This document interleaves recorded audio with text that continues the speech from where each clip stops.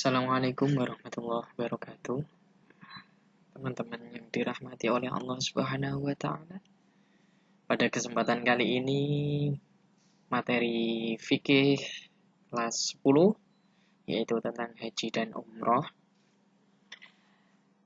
Di sini akan kita ulas perihal rukun Islam yang terakhir yaitu haji. Haji dan umroh adalah menyengaja mengunjungi Ka'bah untuk mengerjakan ibadah memenuhi perintah Allah, serta mengharapkan keridhoannya dalam waktu yang telah ditentukan. Itu pengertian dari haji. Nah, terus kalau umroh bagaimana, Pak? Nah ini, kalau umroh ya tentunya sama, menyengaja mengunjungi Ka'bah, mengerjakan ibadah untuk mengharapkan ridho Allah. Waktunya kapan? Waktunya kapan saja atau kapan-kapan pun tak masalah. Loh, nggak perlu ditentukan, tidak. Kalau haji itu pasti pada bulan Dzul Hijjah. Kalau umroh bebas kapanpun bisa. Bulan Ramadan, monggo. Syawal, monggo. Bulan Dzulhijjah Pak, mau melakukan umroh, ya enggak apa-apa. Nanti dalam rangkaian ibadah haji, kamu juga bisa untuk menyela-nyelai dengan melakukan ibadah umroh. Itu langsung saja kita membahas tentang hukum dan syarat wajib haji. Nah, ini. Karena haji merupakan salah satu rukun Islam, maka pastilah wajib, ya kan? Hukumnya itu wajib. Ini ada dua dalil, yaitu dari Al-Quran surat Ali Imran dan hadis riwayat Abu Dawud, Ahmad dan Hakim. Walillahi 'alan nasi hijjul baiti man istata'a ilaihi sabila. وَمَنْ كَفَرَ فَإِنَّ اللَّهَ غَنِيٌّ عَنِ الْعَالَمِينَ. Nah, mengerjakan haji adalah kewajiban manusia terhadap Allah. Walillahi 'alan nasi hijjul baiti. Man istata'a ilaihi sabila, yaitu bagi orang-orang yang sanggup mengadakan perjalanan ke Baitullah. Nah, orang sanggup, ya ora sida wajib. Nah, gitu. Loh, kenapa begitu? Loh, Quran itu sudah memproyeksikan bahwasanya manusia di zaman-zaman akhir itu akan semakin banyak dan semakin meledak. Kalau misalkan itu benar-benar diwajibkan bagi mereka, baik mampu maupun yang tidak mampu, tentunya akan sangat memberatkan. Mekah ini gedene sepiro to, Cah? Gitu ya. Kalau misalkan orang Indonesia ini berangkat semuanya haji itu udah penuh itu. Masjidil Haram sudah penuh. Wa man kafara fa innallaha ghaniyun 'anil 'alamin. Barang siapa mengingkari kewajiban haji, wa man kafara fa innallaha, maka sesungguhnya Allah Maha Kaya, tidak memerlukan sesuatu dari semesta alam. Loh, Gusti Allah itu tidak membutuhkan ibadah kamu sebenarnya. Yang membutuhkan ibadah itu kita sendiri, kamu sendiri, nah, saya sendiri. Tujuan daripada kita melakukan ibadah, salah satunya ibadah haji, hanya untuk mendapatkan ridhonya Allah Subhanahu wa ta'ala. Lah kenapa begitu? Karena sejatinya kita wa ma khalaqtul jinna wal insa illa liya'budun. Kita diciptakan oleh Allah itu untuk menyembah dan untuk beribadah kepada Allah. Nah, ini kalau yang hadisnya ini rawahu Abu Dawud dan Ahmad juga Hakim. Ini menunjukkan bahwa wajibnya haji itu hanya sekali. Adapun ada orang yang berhasil haji berkali-kali, maka haji yang lainnya yang lebih dari sekali itu hukumnya sudah sunnah. Gitu ya. Loh Pak, Wah, saya itu punya uang banyak. Penghasilan saya saja itu dalam 1 bulan mencapai 100 juta. Amin. Ya, 100 juta. Kalau saya tidak melakukan haji, berarti ini saya melanggar ketetapan Allah, yaitu wajib haji. Oh tidak. Nah, kowe kaji terus mesakake orang-orang lain yang antri. Untuk bisa haji saja di tanah Jawa ini, nah Indonesia ini khususnya tanah Jawa, kalian itu harus menunggu dari daftar sampai berangkat itu kurang lebihnya 24 sampai 25 tahun. Nah, ini kalau kamu haji terus ya, yang harusnya kursi buat kamu tidak jadi buat orang lain. Nah, gitu. Lanjut, syarat wajib haji tentunya sing di kewajiban haji iku wong Islam berakal. Ya nek ora berakal wong edan ngopo makat haji. Aning kono ndak malah dadi kafiran kabeh. Balik. Nah, ini balik itu juga perlu, Pak. Aku pernah melihat itu di TV-TV. Ada anak kecil itu sudah berangkat haji itu. Ya, mereka berangkat haji karena memang ada kesempatan, mungkin orang sana sendiri ya. Ya tidak masalah, tetapi nanti ketika mereka atau anak kecil tadi sudah balik, maka berkewajiban untuk melaksanakan haji. Nah, urung balik, ya urung kewajiban. Nah, terus percuma Pak, berangkat ke sana. Ya tidak percuma, wong ibadah. Sedini mungkin dikenalkan dengan ibadah. Yaitu lagi merdeka, orang yang tidak merdeka tidak berhak untuk melaksanakan haji karena hidupnya itu untuk juragannya, untuk orang yang memilikinya. Maksudnya untuk juragan gimana, Pak? Nak wong sing orang merdeka biasanya itu disebut budak. Mong zaman saiki sudah tidak ada yang namanya orang yang menjadi budak. Terakhir ini kuasa atau mampu sebagaimana yang tadi saya jelaskan. Oke. Ya. Terus lagi rukun haji dan umroh. Nah, ini gimana ini rukun? Nah, antara haji dan umroh itu sebenarnya sama. Nah, ini coba diperhatikan. Rukunnya haji dan rukunnya umroh itu sama. Dimulai dari ihram. Cuman di dalam umroh tidak ada yang namanya wukuf. Nah, ya, nggak ada wukuf. Juga tidak tartib. Artinya, ketika dia sudah ihram, terus dia langsung sa'i. Karena kesempatannya harus sa'i. Ya monggo, nggak masalah. Baru tawaf, nggak masalah. Tapi ya tetap kebiasaannya kalau dalam travel kita, travel Indonesia ya tetap sesuai dengan urut. Ihram, tawaf, sa'i, tahallul. Terus sidik, Pak. Ya, nggak ada wukuf. Terus nggak ada bermalam di Mina, gitu. Nggak ada kayak gitu lah. Terus ngapain Pak? Mereka yang umroh biasanya paket umroh itu dilanjutkan dengan wisata-wisata religi di daerah-daerah sekitaran sana. Nah ini ihram cah, ini yang perlu diketahui.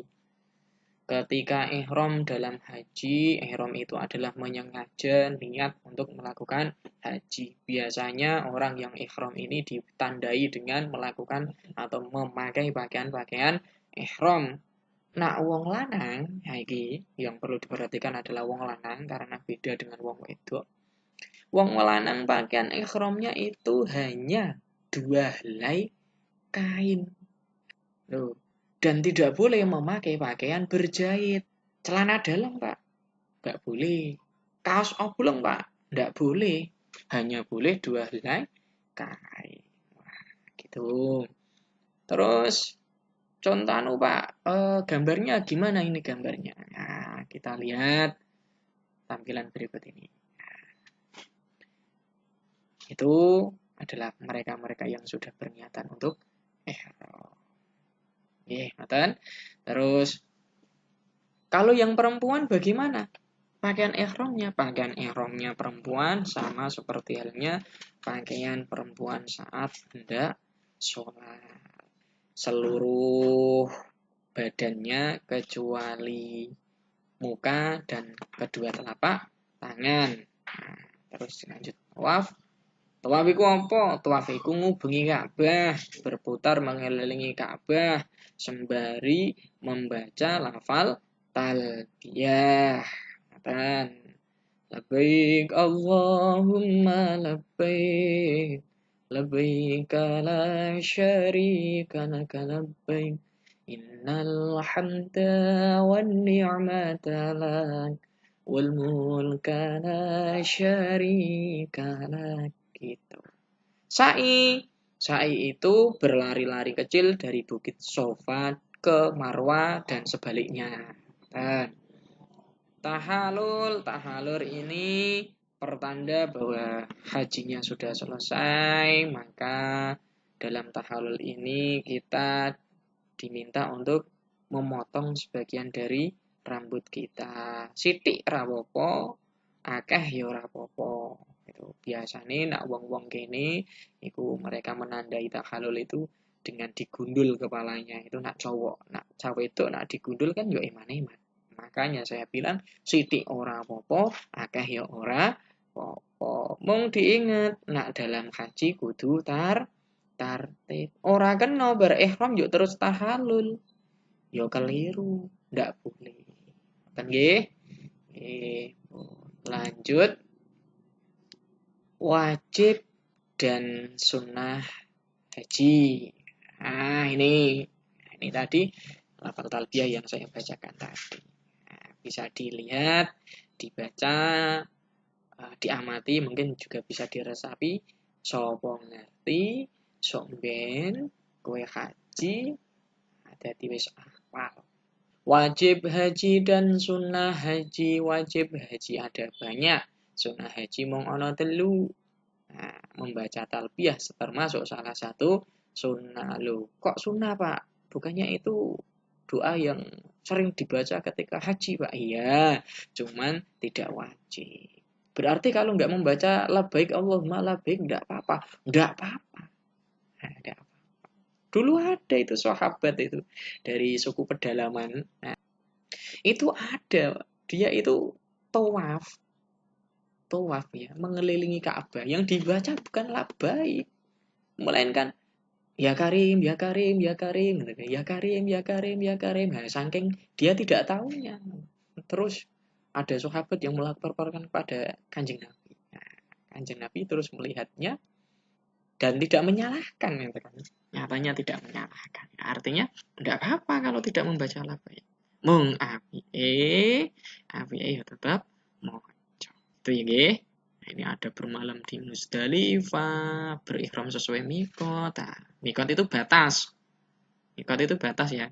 Batas. Terus di Musdalifah, bermalam di Mina, melontar jumroh, gitu kan.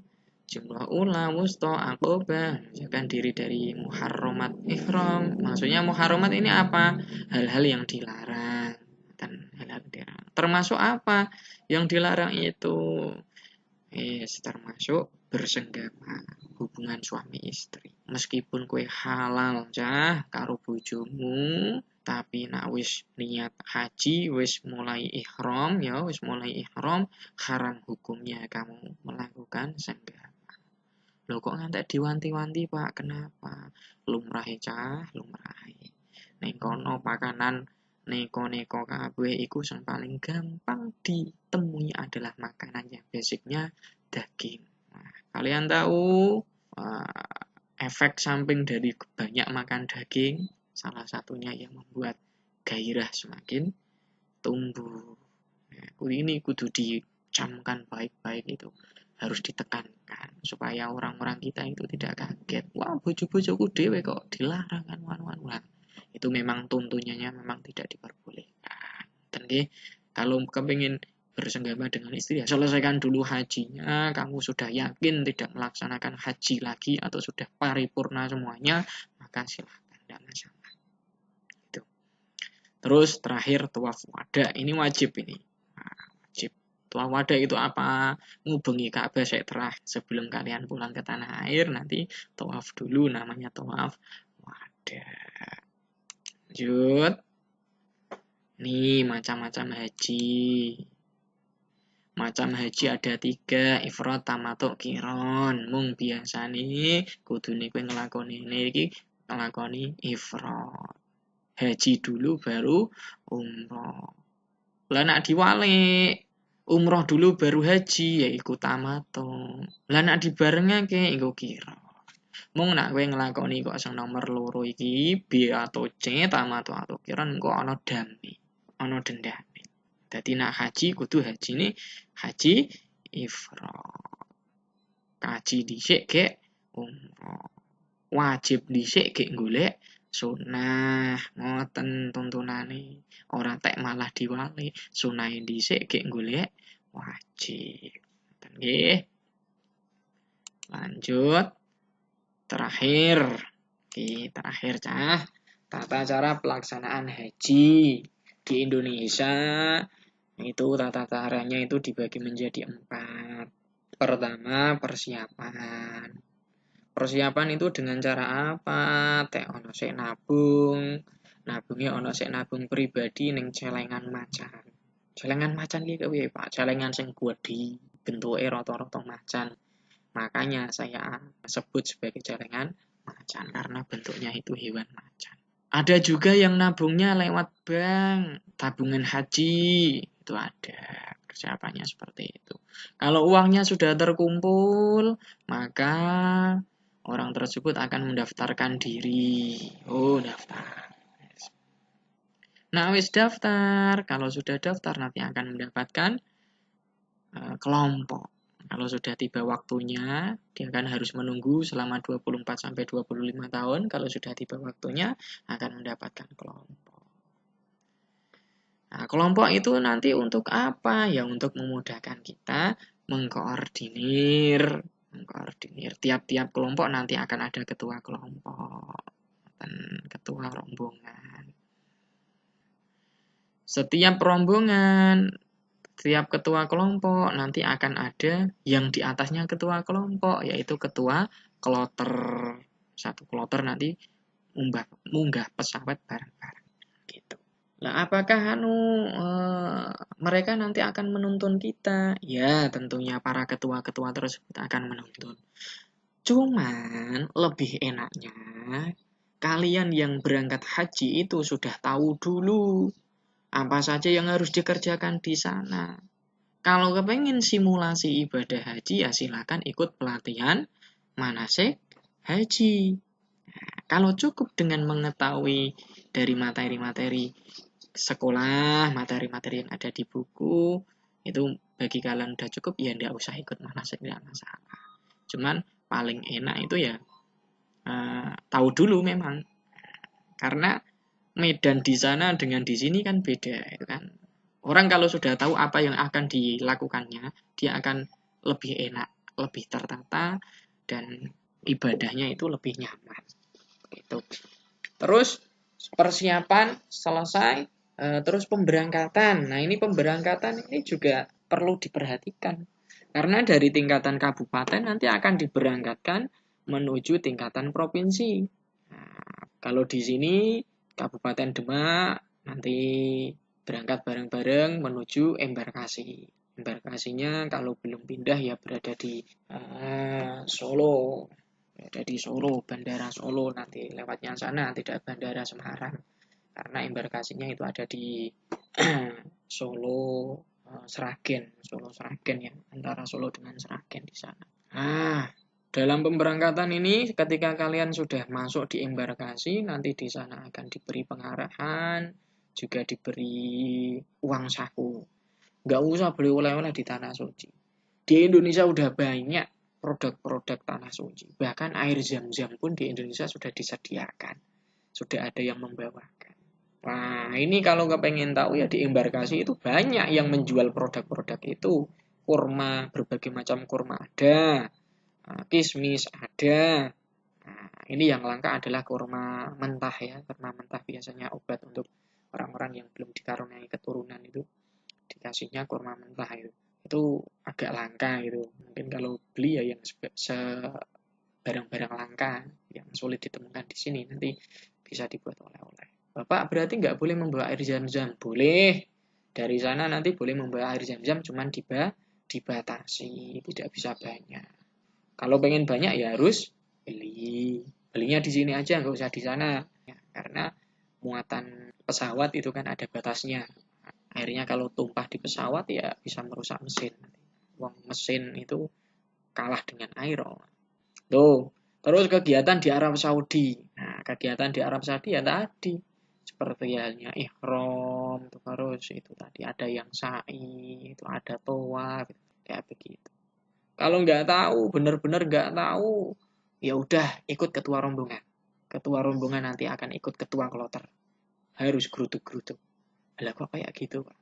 Kalau nggak geruduk-geruduk, nanti kamu mau melakukan apa itu nggak tahu. Kecuali kalau kamu udah tahu ya, pengen keluar dari rombongan terus melakukan ibadah sendiri ya monggo kalau memang tahu. Cuman resiko kalau melakukan sendiri itu tadi terpisah dari rombongan nanti akan susah untuk menemukan tempat singgah atau maktab atau hotel gitu kan. Lah kok susah Pak, kan tinggal kembali ke alamat hotel. Ya kalau tulisan di sana itu tulisan Indonesia. Tulisannya Arab gitu. Membuat orang kesasar. Nah, terakhir pemulangan. Nah, ini pemulangan pun sama seperti halnya pemberangkatan. Artinya pulangnya sesuai dengan kloter. Kloter ini, kloter 1, kloter 2, sampai kloter 300 ya. Terus sampai embarkasi lagi. Nah, dari embarkasi nanti dipulangkan ke kabupaten.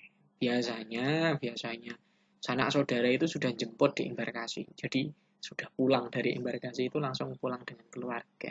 Padahal dijemput di kabupaten pun tidak masalah sebenarnya. Itu tadi adalah tata cara pelaksanaan ibadah haji. Itu demikian penjelasan perihal haji. Lupa tadi katanya ada dam. Oh ya, ini ada dam. Dam pertama bersenggama dalam keadaan ihram sebelum tahalul pertama. Oh, berarti ini kamu dalam proses melaksanakan ibadah haji ini. Damnya menyembelih seekor unta. Orang itu unta, maka lembu. Orang itu lembu, maka 7 ekor kambing. Jika tidak dapat, maka memberi sedekah bagi fakir miskin berupa makanan seharga seekor unta. Setiap 1 mud sama dengan 1 hari puasa. Hal ini dikisoskan dengan kewajiban puasa 2 bulan berturut-turut bagi suami istri yang bersenggama di siang hari bulan Ramadan. Berarti besar itu sogi mau sing dadekake gagali haji mau ya padha karo kaya kowe melakukan senggama di bulan Ramadan di siang harinya.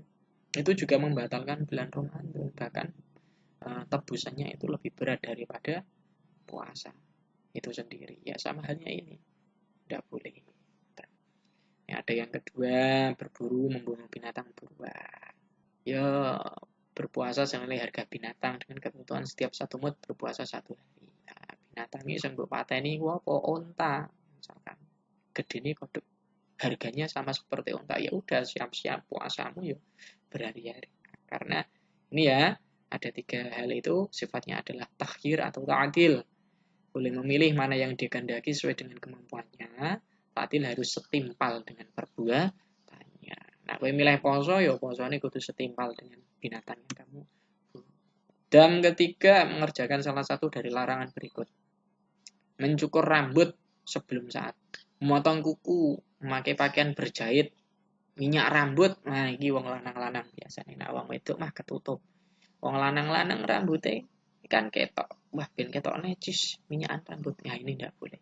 Harum-haruman, tidak boleh. Pak, kalau nggak boleh harum-haruman di sana kan panasnya melebihi panas Indonesia. Nanti lah keringetan, ambune apek nggak makan.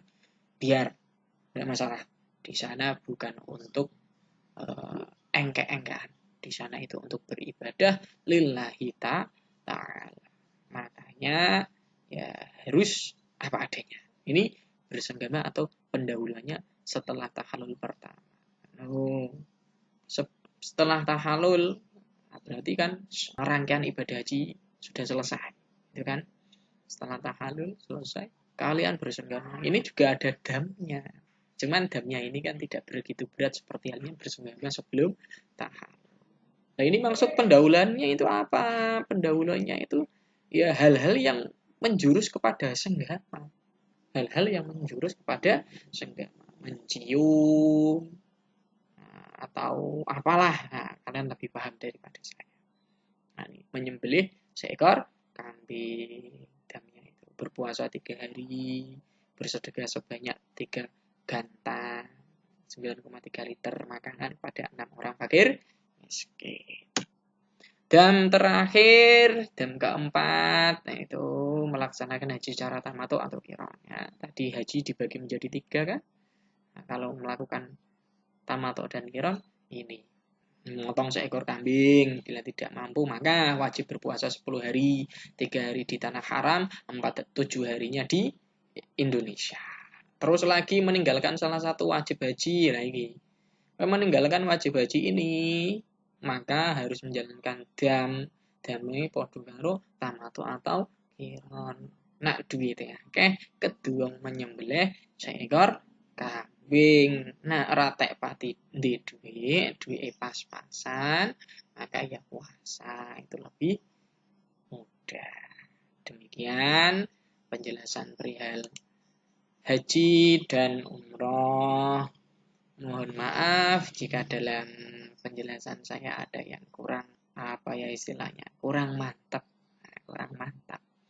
ya, dan juga ada kesalahan baik dari tutur kata atau kalimat atau intonasi dalam menyampaikan. Nah, dan semoga teman-teman semuanya bisa mempelajari dan memahami haji dan umroh, sehingga nanti kelak ketika kalian berangkat haji ataupun umroh sudah paham apa yang akan dilakukan di sana. Sekian, wassalamualaikum warahmatullahi wabarakatuh.